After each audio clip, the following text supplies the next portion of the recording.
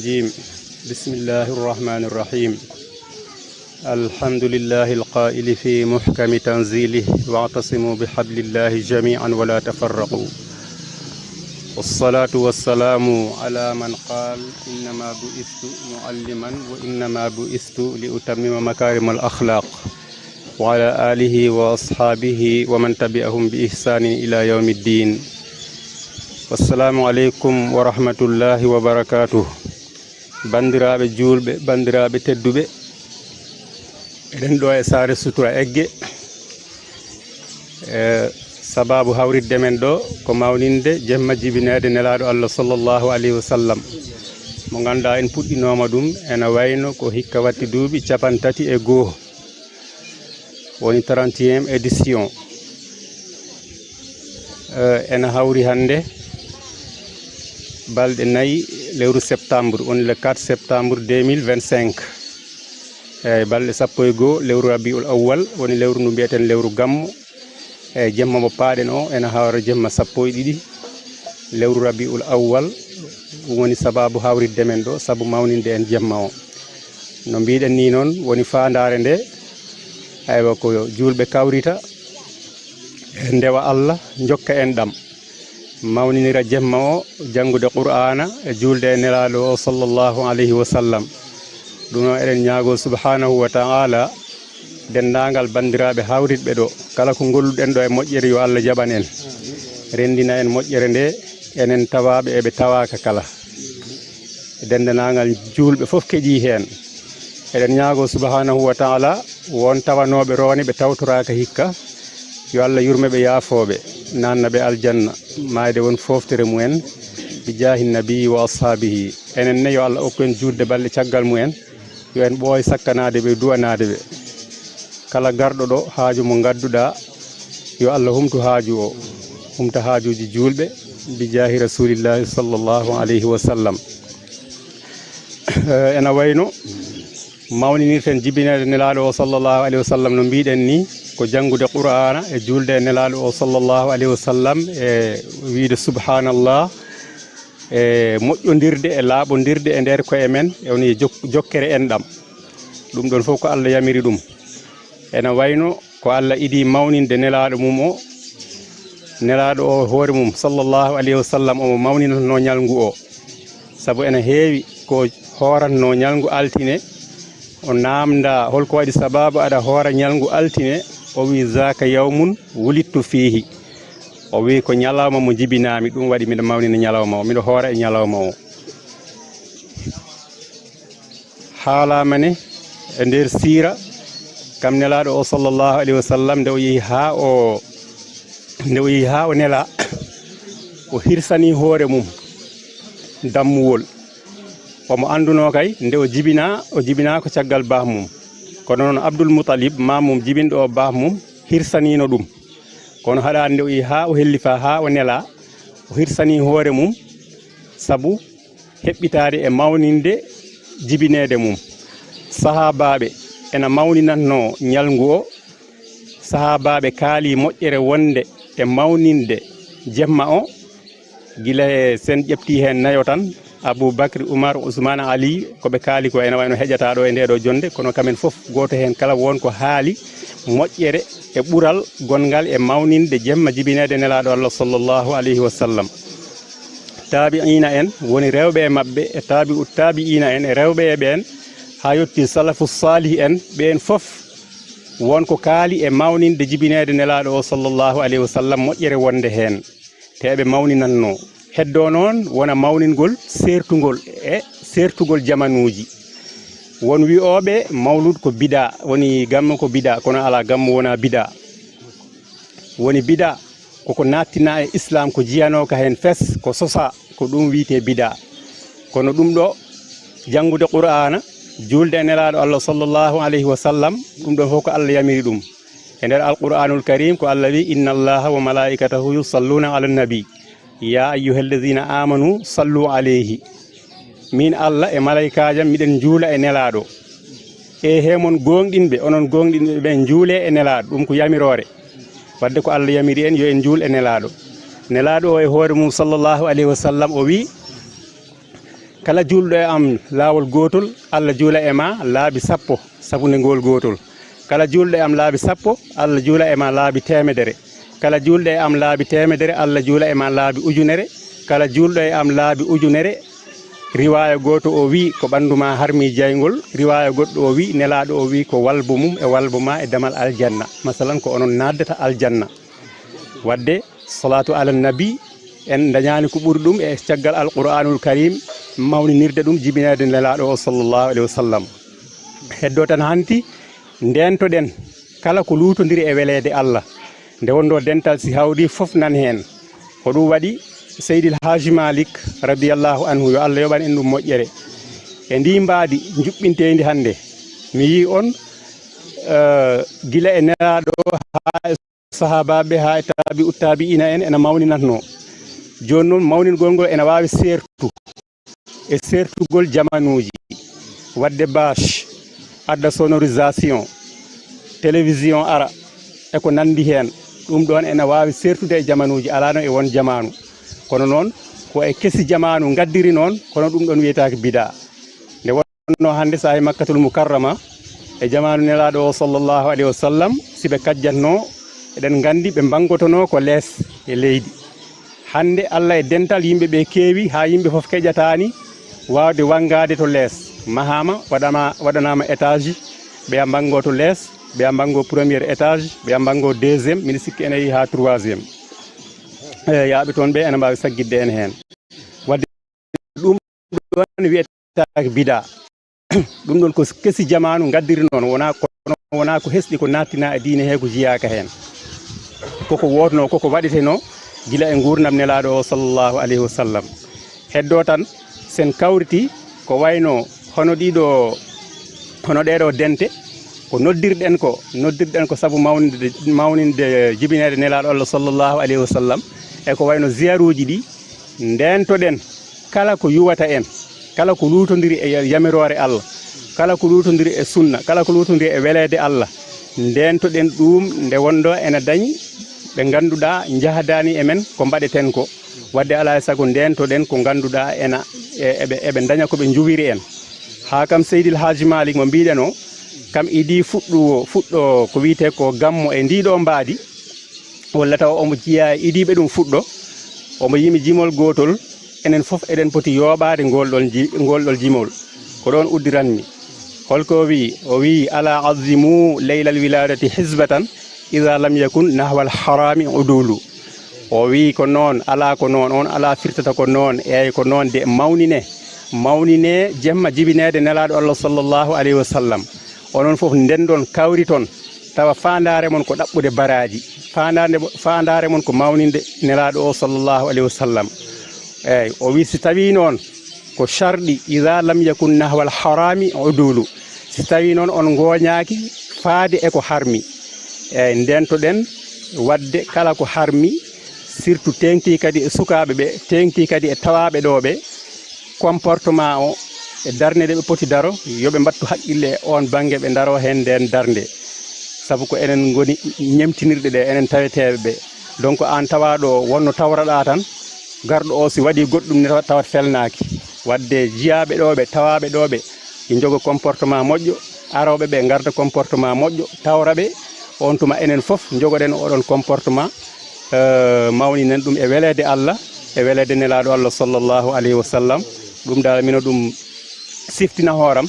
mino hen hirjina hooram e dendagal heddiɓe ɓe tawaɓe e arɓe ɓe foof ko ɗum wonɗo komin jinno yettin eyyi min totta ceerno Mouhtar timmita haala ka on saaha daren fodɓe haal dokken ceerno Amadou e uddana en haala ka inchallahu taala continuen programme o ɗo ha jemma ɗo ha janggo suba inchallah mawla wassalamu aleykum wa rahmatullahi wa barakatuh أعوذ بالله من الشيطان الرجيم بسم الله الرحمن الرحيم اللهم صل على سيدنا محمد الفاتح الخاتم حق قدره ومقداره العظيم en jetti Allah subhanahu wa ta'ala en juuli en alaɗo mum Muhammadun rasul sallallahu alayhi wa sallam yo welede Allah won e makko eɗen jetta Allah no feewi Allah rokki en tawede tawte rokki en kadi waɗi he ɓerɗe men he leer Muhammadun rasul sallallahu alayhi wa sallam ha en dañi coftal e cellal e mawninde jamma jibinede rasul sallllahu alayhi wa sallam. eyyi ko adi fof eliman ka ko mbimami ko yettude Allah tan, e yettude tundundu, e yettude sukaɓe ɓe. sa ƴeewi hande organisation wona ko weeɓi. min hande banggue organisation ko min ardi, ɗum waɗi ko on domaine, ko on côté kalatmi.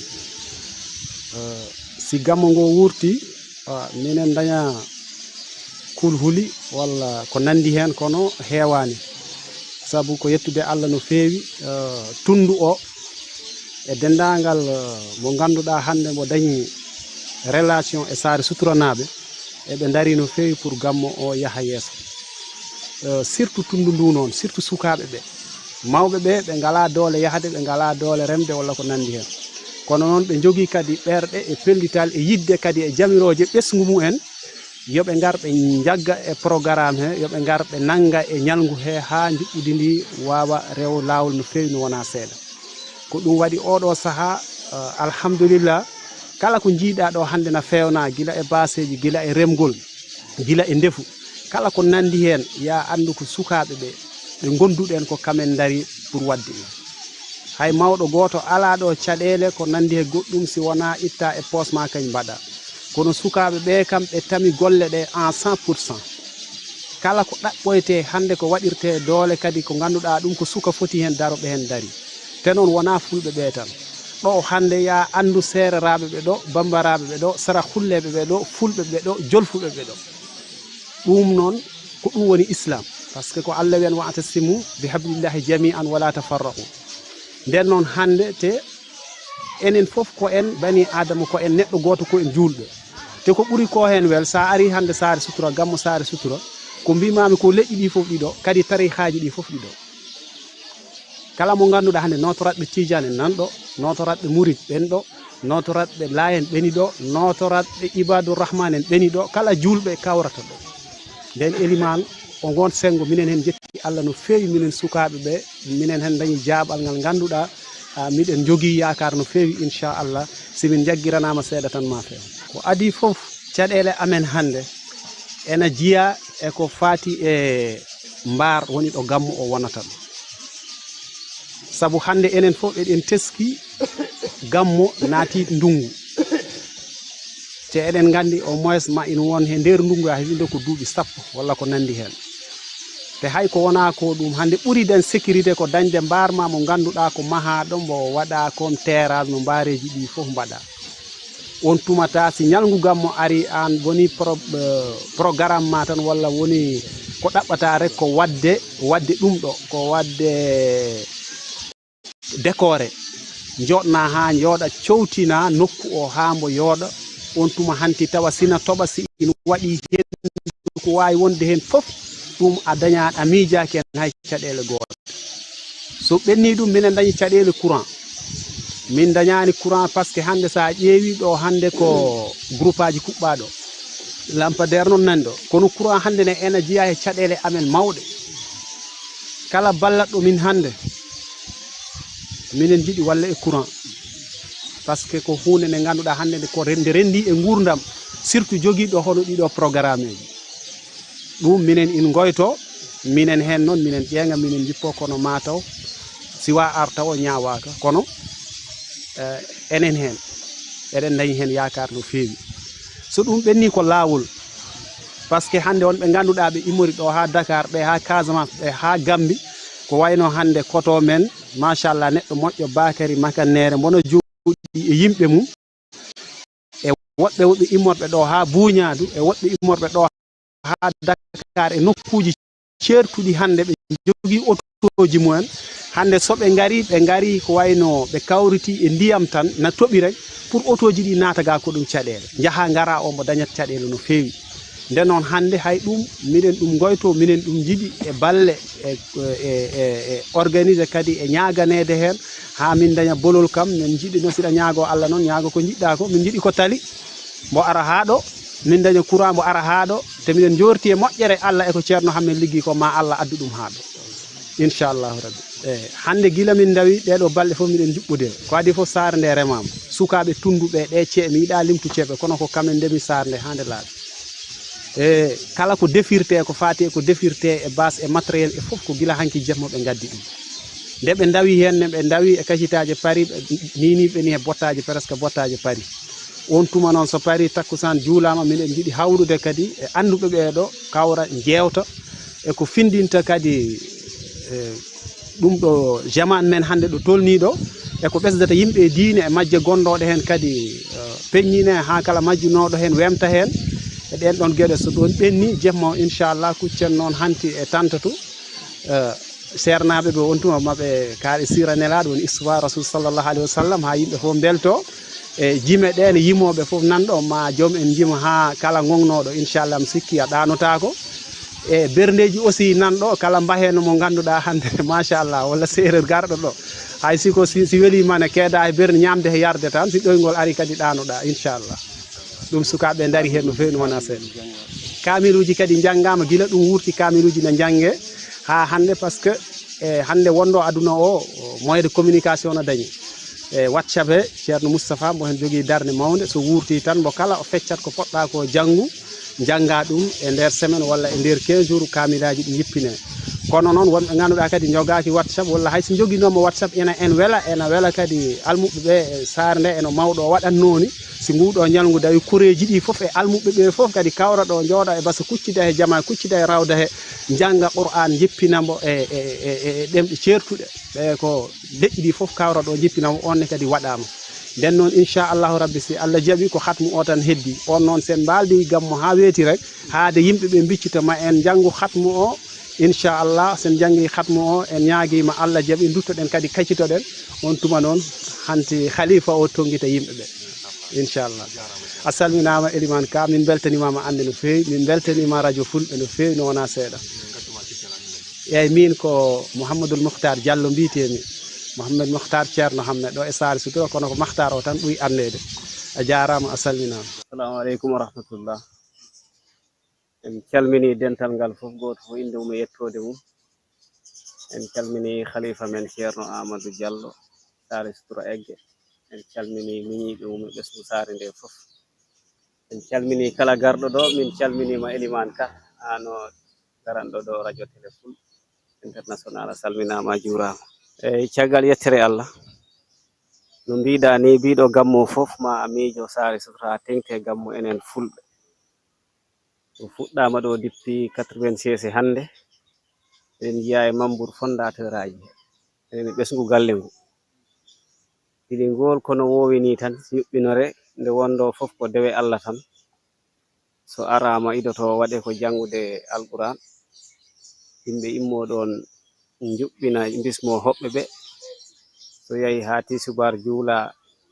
yimɓeɓe so gottima mbaɗa gueɗe yette jalluɓe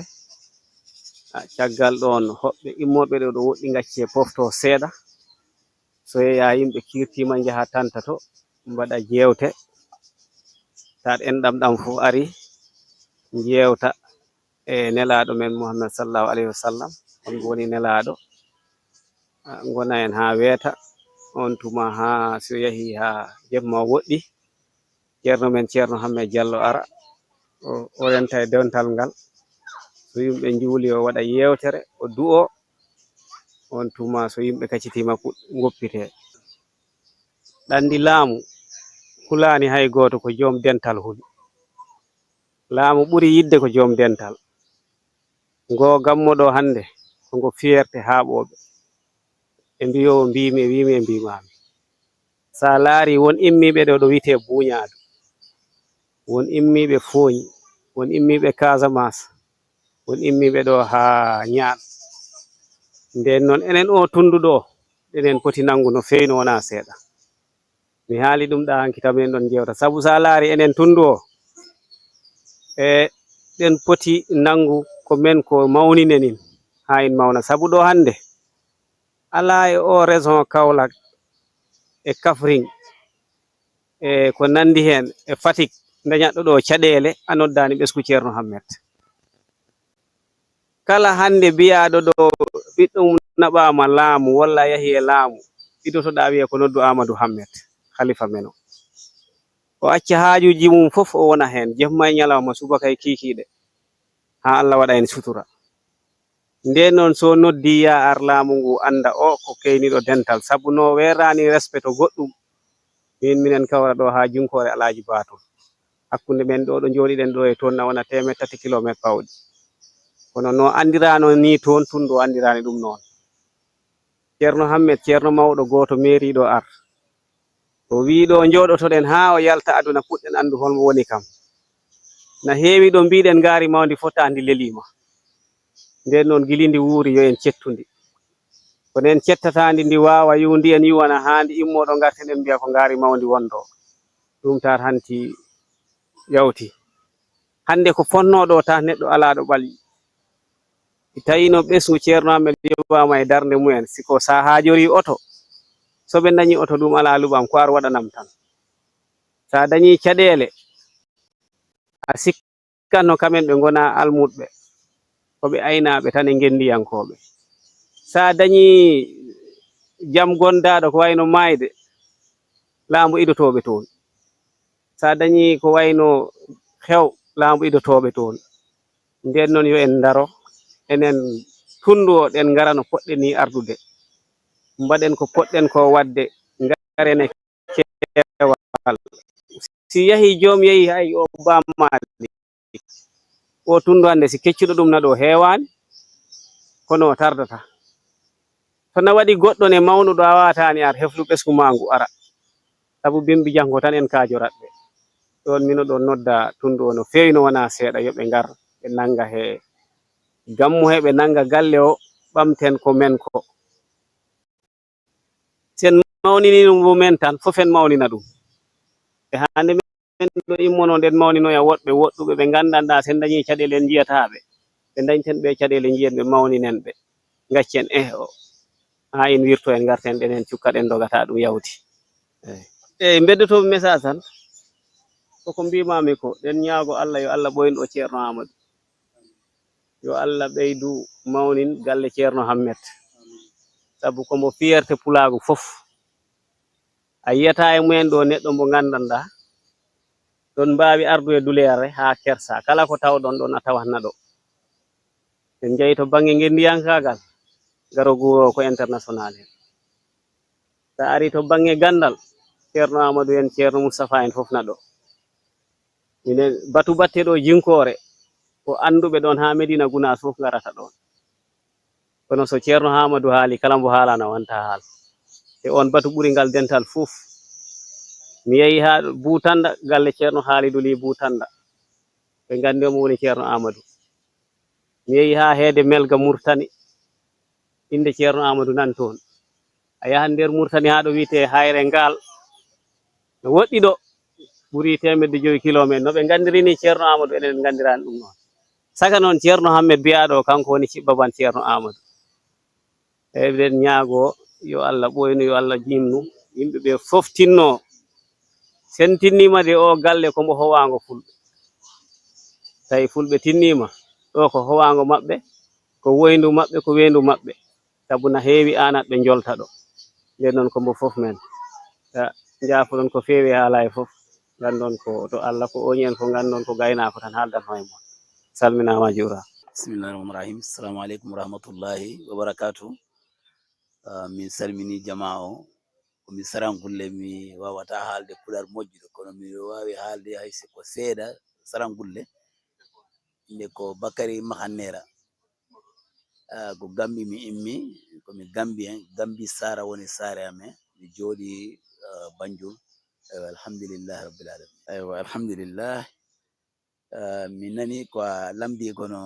mi jaboto ka sarangulle ko ceerno Amadou ceerno amen kanko no wawi haalde ka pular ceerno Amadou nda jamankuñi nda lattiga wati no giri nokku laati nga wori bari yo magiri no laati Gambiɗo ere amalato kanu e ñanano aɗo diina ñanɗo ka homa me ko seki Allah gana nema ɗo kafre ñagana ngane keñani ceerno Amadou ceerno Hammed ayanda ke golle su dabari a sare an ko ñadi aɗa lemmun cara awa igani ina okay ken Assalamu aleykum wa rahmatullah. Musidɗo o wi o salmini on onon fof, o yetti Allah nde Allah okki ɗum haqqinde o wawi ɗo ar. O yetti Allah nde Allah okki ɗum kattanɗe nde o wawi ɗo ar.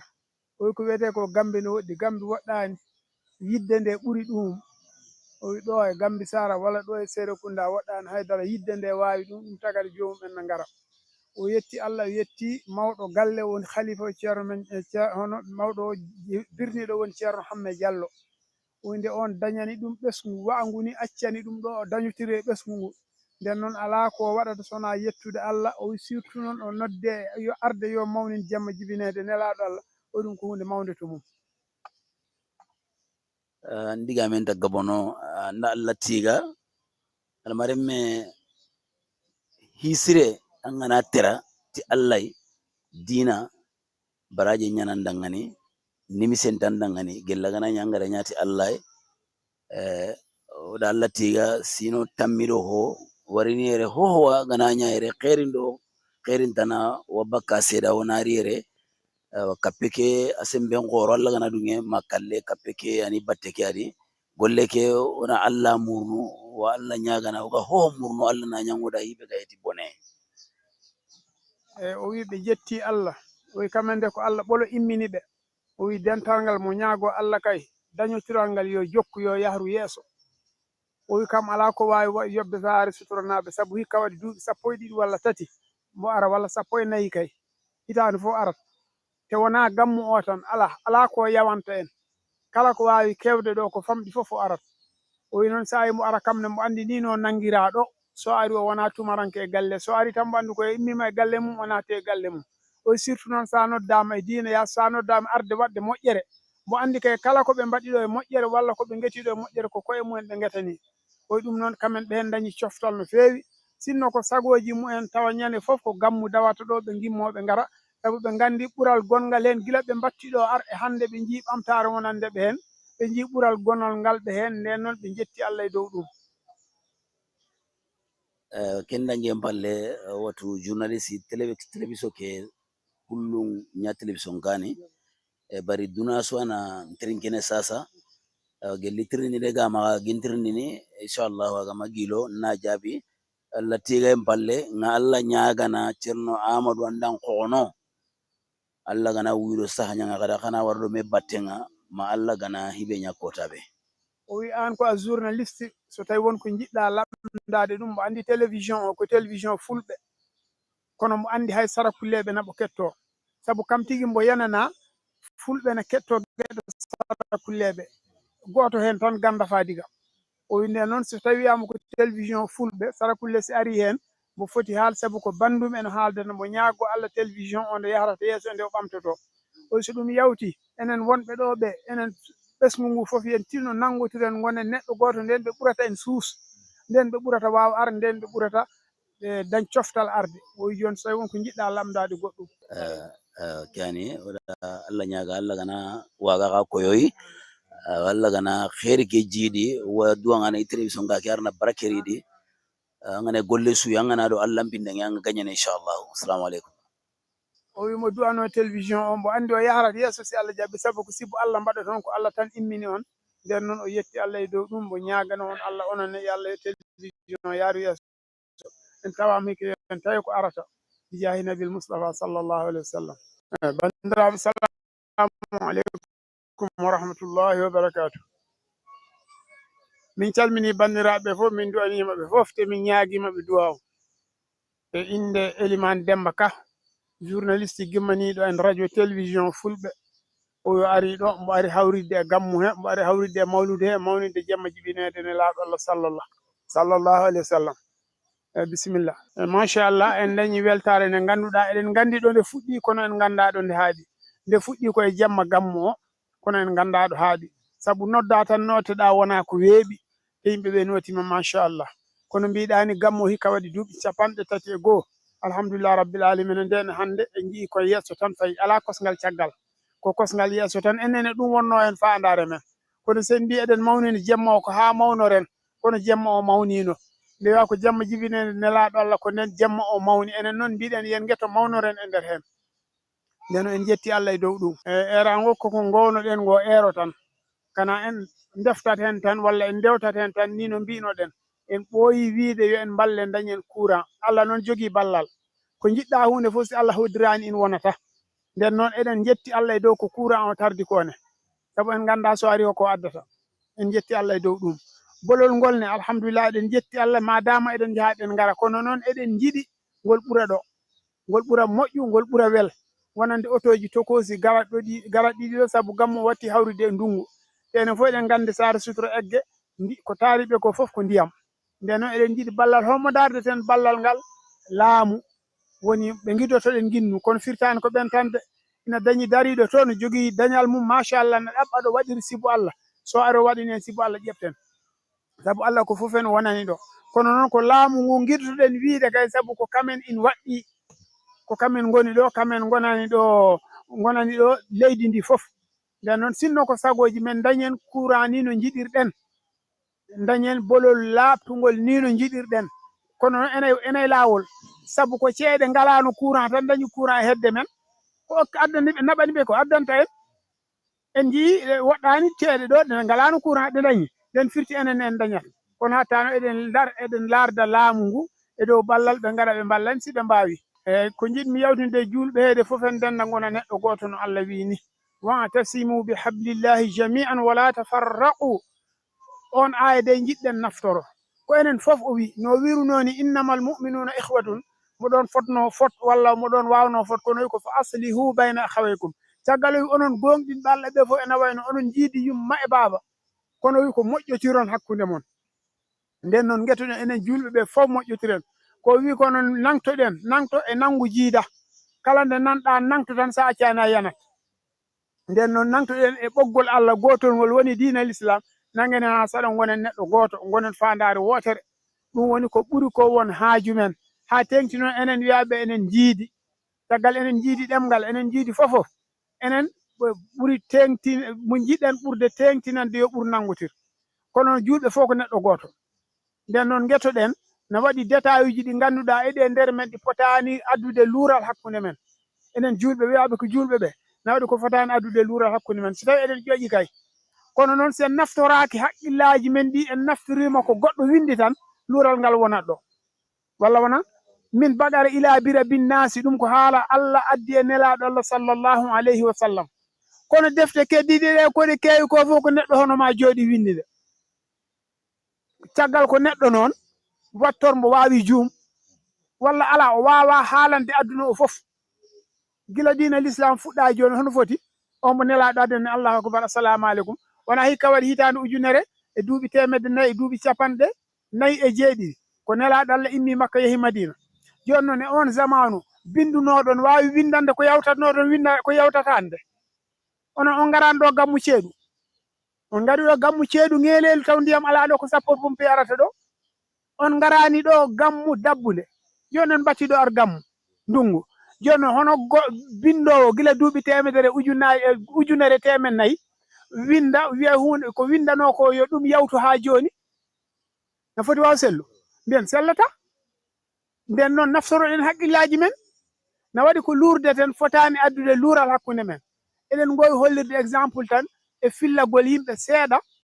ko ganduɗa no adda luural jarani mi addaten ɗiɗi walla tati ko wayno si a juulat an si a wurnat alaabi o garɗamati salatu laabi ɗiɗi alaabi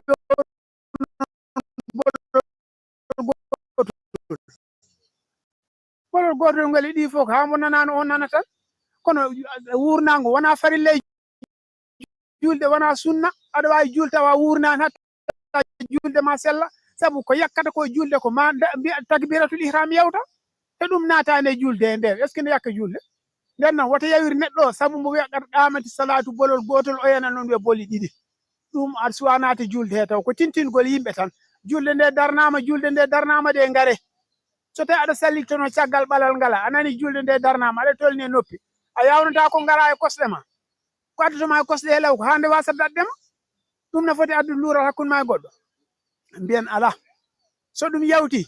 eɗen gowi wiide cilminowo joni joni o wi allahumma anta assalam wa minka assalam wa ilayka yaudu assalam fa hayyina rabbana bisalam wa adkhilna aljannata daraka dar assalam tabaraka rabbana wa ta'alayta ya zal jalali wal ikram. enen ala wonɓe ɗo si cilmini ko noon mbiyata no woodi nawol ɓe ganduɗa si ɓe cilmini kamen ɓe wiyata ko rabbana atina fi dunya hasanatan wa fil akhirati hasanatan wa qina adhabannar walla wona e joni noon o yawi ko waɗi hilnal jannata daraka darusalam an Allah miɗo ñaaguima min o eliman o e wonɓe caggal nannu min aljanna ma biyeteɗo darusalam yewmal qiyamati janggo so jeeyi toon naɗɗo aljanna biyeteɗo darusalam oɗo daɗi wona daɗe jeygol oɗo wi ko waqina azabannare Allah dandu min e leɓte jeygol janggo kala jaaɗo laakara janggo daɗe e leɓte jeygol oɗo naati kamen fof ko haala gota ɓe kalat ɓene poti lurdu kono ƴeppen mbaɗen diabolisé yani mbaɗen hunde mawde ha ɓe kaɓa hen ina jari nden noon ko jiɗmi wiide tan janggen diina o ganden mo kono naftoroɗen haqqillaji men haqqil hecci gandal haqqil ma jibindinte heɓo jaaha janggoya puɗɗa dañ hunde nden noon diina o ko diina Allah hay goto jeyama kono kala ko mbaɗɗa hen ko hoore ma mbaɗanɗa Allah yuman amila salihan o man jahada fa innama yujahidu fali nafsi wa man ihtada fa innama yahtadi ay ɗum fof so inni ɗum koye hoore ma ko an o naftanta en nden kay an wat fodde ma tan fodde ɗo doole ma tolni mbaɗa goɗɗo o gacca kam no waɗa fodde ɗo doole mum tolni o waɗa no wawiri ni mbaɗira no mbawirɗa ni moƴƴina jorto ni no mbawirɗa e ni no wawiri onon so jeeyi to Allah janggo Allah mo jogui ko heewi ko wawi feccande on onon fof mi wiyata ko wawi on yobde ala ko mbaɗanɗa Allah saka Allah nama yoɓa nden mo jogui ko wawi on feccan mo kala daña ha heewa nden ko haadi miɗen daña jiɗami daña enen fof mbasen was kono simi wi an a wonani hen mi yawima mi wi an a dañoyta janggo ande wi mi dañoyta janggo enen fof Allah yoɓi en ɓerɗe men de so jeeyi janggo en dañat ɗum noon diina ari ko hawrindinde yimɓe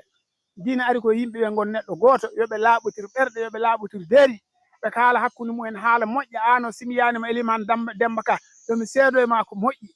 o qulu linnasi husnan wa aqimu salata wa atu zakata nden ko waɗimi haala e ma ko moƴƴi tan comme simi haala e ma ko moƴƴira ko ustantaka andi sa woni to haalam ko yo ko ustanata nden noon ko jiɗmi wiide julɓe fof yoɓe jaɓɓe gona neɗɗo goto détail uji goɗɗi ɗi wota ɗi mbaddu en saka noon hoddiɓe ɓe e koddigal ko Allah waɗata en nden noon tinnoɗen mbawen nangude eɗo nanguɗen ɗo e du'awuji du'aw famɗata barke famɗata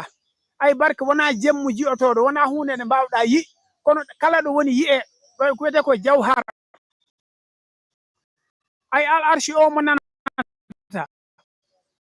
walla kursi o mo nanata sa arewa nder kursi jawta tinata a wirtima ayi ɗe comme ɗe ɗi basuji ayi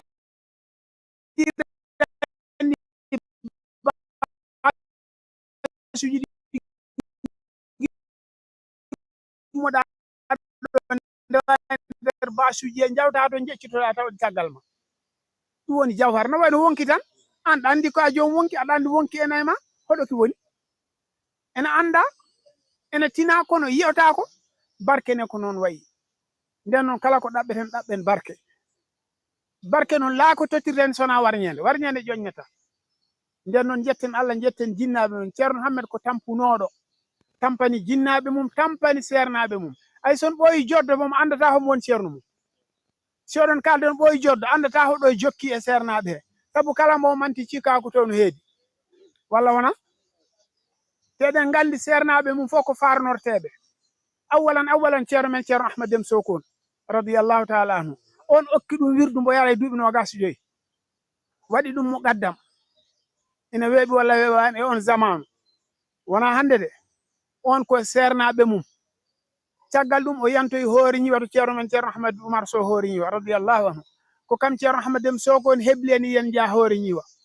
a faami ceerno Aliou Mari Sare Yoya rahmatullahi aleyhi nde on yehi toon o wiyo ceerno Hammed abbo ɗum ceerno Hammed abbi ɗum ceerno Hammed nde dañi en naɓi en toon kono sa nani mbo inna Tiwawon naɓe wiyata ko toon o mawni so ininima ceerno baba diallo to koɗo ceerno baba modi mo jooɗi a wiat ko on woni ceerno mum donc firti ko ceerno hammed ko universel wonɗo universel woni sa dañi ɗo prise e ɓalal a waɗi hen ko wiyete ko rollonge o funtimo waɗi gudde ha heewi an kajorɗa ko caméra ma walla téléphone ma pour ya charge mo walla wona min ko ventilateur kajori par ce que miɗo wula o jogui ko faire à repasser faire pasirɗo ko ɗum hajori oya ko faire à suude ko ɗum hajori kono fof kay prise he goto oɗo noon ko climatiseur sogli koko ɓuuɓi dañata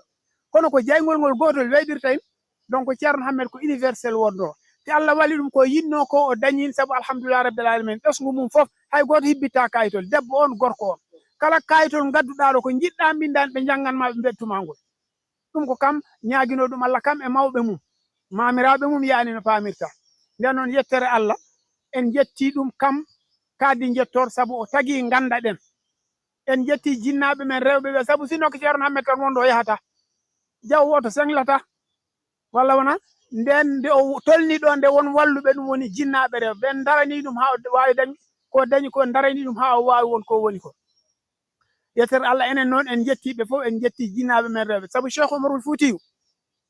nde o lamda makka so hono baba mum na fuuta o wiɓe ahan hono baba mum ne heewi to na sa duppi e kuuɓata ɓe mbi ɗum hono nene ma noon o wi ala hono nene mum ala fuuta ala makka o wiɓe hono nene am ala fuuta ala makka teno selli ala fuuta ala makka